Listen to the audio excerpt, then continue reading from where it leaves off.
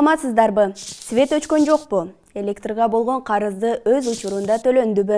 Көбүнчө улуу муундун өкүлдөрү, апаларыбыз, аталарыбыз светтин акчасын почтага барып, кезек күтүп, бири-бири менен баарлашып төлөп келишчү. Кыргыз почтасы мамлекеттик ишканасы менен Күндүк электр ачык акционердик коому ортосунда түзүлгөн келишимдин мөөнөтү аяктаганына байланыштуу мындан ары Кыргыз почтасы ишканасынын бардык почта бөлүмдөрүндө электр энергиясы үчүн төлөмдөрдү кабыл алуу токтоду.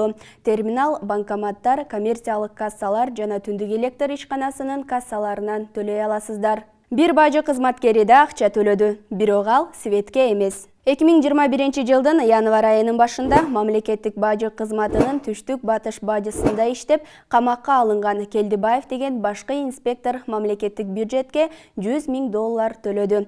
Баракелди, УКМКнын басма сөз кызматы бул маалыматты тастыктап, бирок бул иш боюнча тергөө иштери уланып жатканын жашырган жок. Күч кызматкерлери кылмышка шектүү адам учурунда бизнесменден Кыргызстандын аймагы аркылуу транзиттик түрдө жүк өткөрүү үчүн акча талап кылып кармалганын эскертишти. Ошондой эле каражат мамлекетке төлөнгөндөн кийин соттун чечими менен ал үй камагына бошотулган. Белгилей кетсек, кылмышка шектүү адам Кыргызстандын Жогорку Кеңешинин депутаты Сагындык Келдибаевдин бир тууганы. Оору азайды деп, бет капты чечип ыргытканга шашылбаңыздар.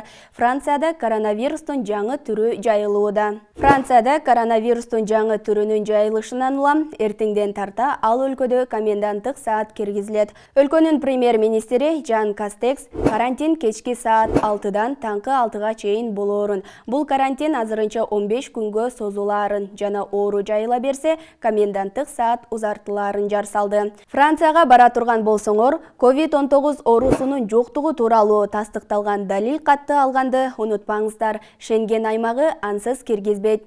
Францияда коронавирус жугузуп алгандардын саны миллионго жакындап, оорудан 70,000ден ашык адам кайтыш болду. Кудай сактасын, бизге келсе, же дарыбыз жетишпей, же дарыгерлерибиз жетпей, айлабыз кетет. Оорудан пайдаланып, оп деп акча жегендер да бар экен. Пандемия учурунда азайтылып көрсөтүлгөн адам өлүмү жана уурдалган гуманитардык жардам. Саламаттык сактоо тармагындагы чиновниктердин пандемия учурундагы иштерин иликтөө аягына чыкты.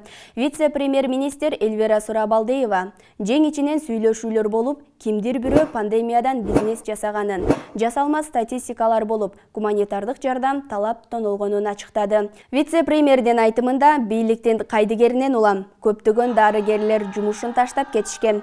Ошондой эле өкмөт ооруканаларды куруп, ондогон тез жардам унааларын сатып келе аларын билдирип, бирок дарыгерлерди табыш кыйын дейт Сурабалдиева. Бул оору менен кошо сасык тумоо да жүрүп жатат. Аба ырайы да мурдагы жылдарга салыштырмалуу суук. Окумуштуулар жер шарында муз доору болоорун айтышууда. Эриген айсбергтерден улам Атлантика океанында тузсуз сууну көбөйүп жатканын, бул процесс океандын циркуляциясын бузуп, муз доорунун түзүлүшүнө алып келерин илимпоздор айтышууда. Изилдөөчүлөр мындай көрүнүш ар бир муз доорунун башында болгонун аныкташкан. Буга чейин илимпоздор муздун эриши жана глобалдык жылуулуктун кесепеттери дүйнөлүк океандын деңгээлин акырындык менен көтөрүшүн шарттап, суу каптоо коркунучу жараларын эскертишкен. Бул маалыматты РИА Новости Кардиф окуу жайынын изилдөөсүнө таянып жазган. Биздеги бүгүнкү күндүн маалыматтары ушулар. Биз менен болуп, интернет баракчаларыбызга катталып, башкалар менен бөлүшкөндү да унутпаңыздар.